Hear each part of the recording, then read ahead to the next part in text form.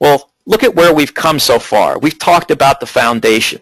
Everything you need to do to make you the best you can be at this, to have the best understandings that you can have to be a dynamic builder of your business, a dynamic acquirer of companies.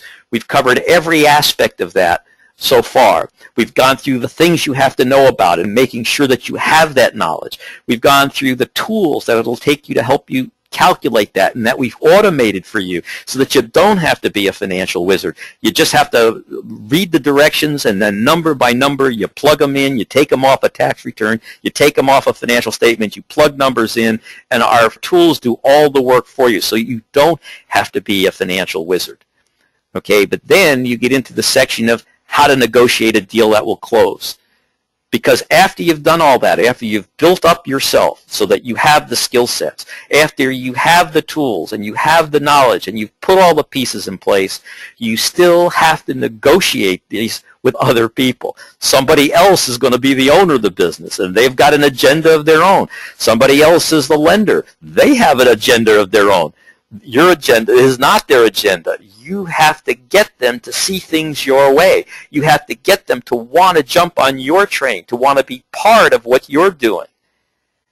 And so this section takes you through that skill set. It takes you through what to do. It takes you through the timing and how to use timing to your advantage so that you're doing the right thing at the right time to move your deal forward, to get everybody on your side and close that deal in a way that will make these things happen for you.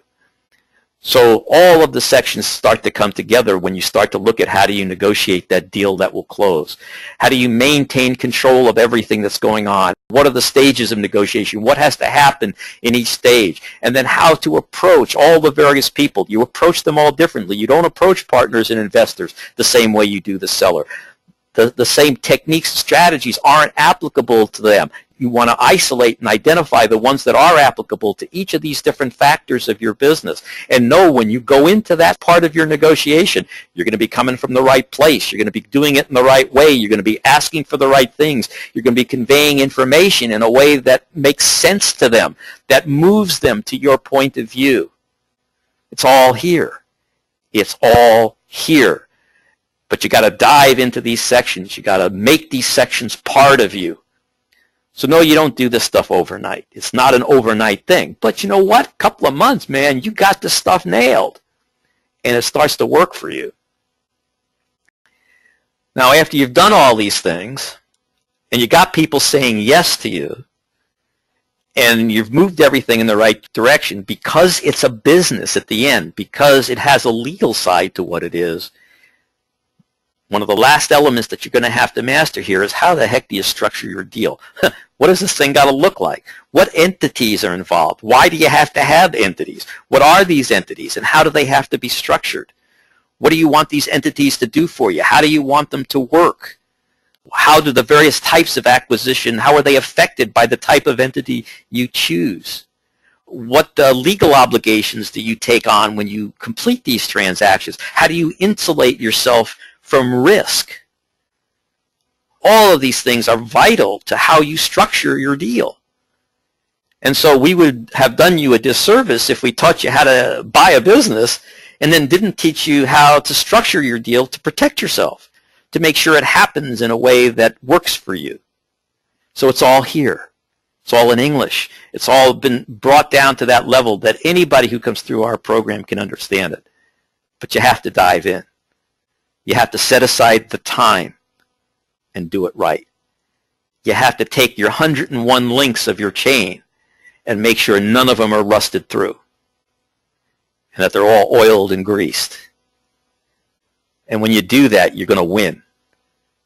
It's going to work, and you're going to win big. Now, we're going to be teaching you and training you in this program, obviously, through a lot of very creative techniques for financing. But every once in a while, you're going to have to do, and you're going to want to do, some traditional financing using various types of financial institutions that are out there.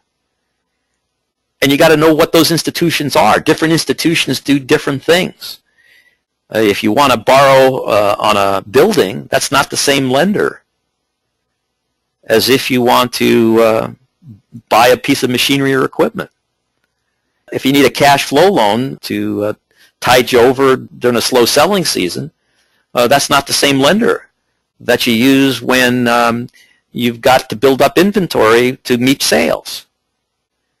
And so understanding what each different institution's preferences are, what kind of loans they make, what kind of investments they make, because there are investor financial institutions out there as well. Who does what? For whom? A startup business can't go to the same places that an established business goes to. And so knowing what these institutions are, how they're structured, what kind of deals they do, what their profiles are, who they are, what they want to see being true before they'll be willing to do what you want them to do. All of these things are vitally important. And so we've written it in a way where we explain to you what each and every one of these resources are, what they do, how they do it, how you get to them, how you motivate them to be your ally, even in these tough times, and in fact, especially in these tough times. And then even within a given type of organization, as an example, they all have different criteria. What is good for one bank on a cash flow loan might be different than what's acceptable to another bank on a cash flow loan. Some banks actually like to loan to certain industries but don't like other industries. Well, if you're the industry they don't like, what's the good of you going there? On the other hand, if you go to the bank that likes your industry, chances are you stand a good chance of getting the financing because they understand you. They understand your business. And they know how to make their loan in your business good even if you don't. Let me give you an example of this. This is incredible stuff. We had a bank here in Los Angeles that was actually started by people in the garment district here. And if you are in that industry, this is the only bank you want to go to, because here's how that bank operates. The garment industry is a high-risk industry because if you're just an ordinary bank, and you loan money to somebody in the garment industry and they come out with a new line this year and the line doesn't sell, they have a good chance of going out of business and you'll never see your money. But the bank that specializes in that field, they don't see it that way because they bank half the industry. They know who all the players are. They have relationships with all the players. So when they take on financing your inventory for the upcoming season, they've already called people that they know they can dump that inventory to if for any reason you don't repay them. They already have those contacts. They'll help you by introducing you to other of their customers who are in the marketing and sales of your type of line to help make sure you're successful with your business and that you don't default on your loan because you're selling your product and your merchandise. They've got every angle covered. They know the industry inside and out. They love that industry. They eat it. They breathe it. They sleep it. And that's where you'll get your money, in that industry. And they'll be a resource to you. They'll be a help to you in the actual success of your company. They'll work for you. And that's how they make it in that industry. Now, if you don't understand that, you don't know that, you aren't that comfortable with what these financial institutions are, and you end up going to another bank that reluctantly made you the loan and underfunded you, you don't have that resource working behind you. You only got a lender. You didn't get a real business partner bank that you could have had if you understood your industry and you understood how it banks. So these are the kind of things that we can train you in, that we can teach you in, that you become aware of, that you know to look for, that if you're in certain industries, we can even tell you the banks that are working within those industries. We're a resource to you. That's what the advisor line is for. That's how it can help you. And if you're not using us that way, frankly, shame on you, because we're there for you. We're here to make you successful as best we can. The real work's up to you, but you've got an ally in us. That's part of what you get when you came here to us, to work with you to build your company. It's all here. Financial institutions. Understanding them, knowing where to go. Dive into this section. Learn it. Make it part of you. You'll be a giant in your industry. The next section we get into in the workbook, and is another section, again, remember, we got videos on all this stuff. We got audios on all this stuff. We've got pages and pages of instruction on every section I'm going through with you here. How to reverse a negative cash flow using an ESOP. This is just one of a whole bunch of techniques that we have for you for how to overcome a negative cash flow. I'm not going to get into the techniques here because that's what the chapter is for. All I'm telling you is there isn't a section in here that isn't important. There's some that are a lot less important than others, but they're all important, and they're all here for you. So how to reverse a negative cash flow. This one here, you got to put your thinking cap on for. This is a fairly sophisticated section. It's short, but it's sophisticated. So you want to get into it. It's not necessary that you understand it in absolute detail.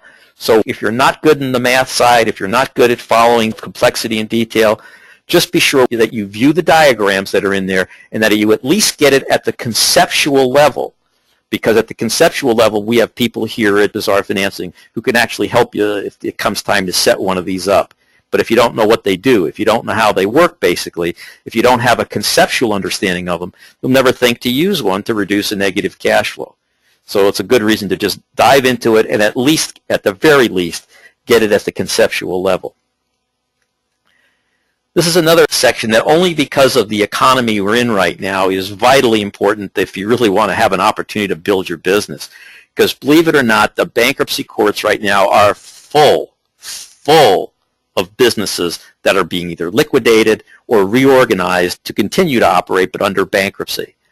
Knowing how to buy these companies out of bankruptcy is an important methodology.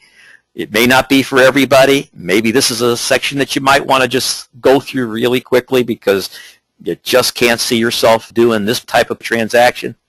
But at the very, very least, get in here and understand it from the conceptual level.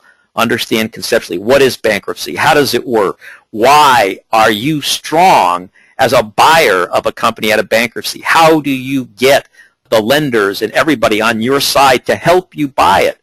You know, I bought a company out of bankruptcy. Not only did I buy it for no cash, Aetna Business Credit, who was the asset-based lender to that company before it went into bankruptcy, paid me, wrote me a check for $100,000 to go in there and buy the company, which they fully funded the purchase of. So I bought it for no cash. Now, why would they be willing to do that? What did I say to them that got them excited and wanted to back me? It's all in here. Everything that you're going to need to know how to do is part of our program. And again, if you know me, I get into things in excruciating detail so that you don't miss anything. I want you to have the information. I want you to have the knowledge. I want you to get out there and do this stuff because I'm passionate about business and helping entrepreneurs succeed. The main point is very valuable tool, and there are ways to get everybody on your side when you do these things. Then once we've brought you through all of these pieces, sections A through L, you now know all of the individual things that you need to do, all of the steps you need to take, everything you need to do from building your foundation to how to execute every single part of a purchase, every single part of a start, every single part of an expand. You're going to know everything that's important, every step to take, everything to do it. The next part is this M section, which there is no parallel to this on planet Earth.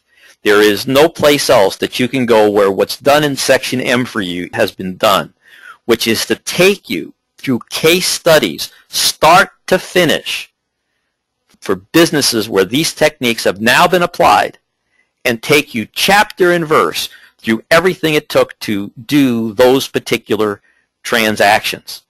So, full leverage buyouts, how are they done? Specific case studies, which starts with that basic leverage buyout strategy. We always start with that, by the way, because see, once you understand that, it gives you that first dynamic insight into all of these elements that are part of this process and how by orchestrating them and by being innovative with those different components, you can create a vast array of different strategies and different methods, all evolving out of that creative thought process that went into making the basic leverage buyout strategy work.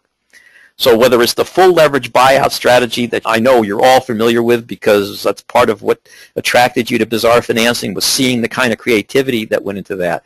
But that's just the beginning.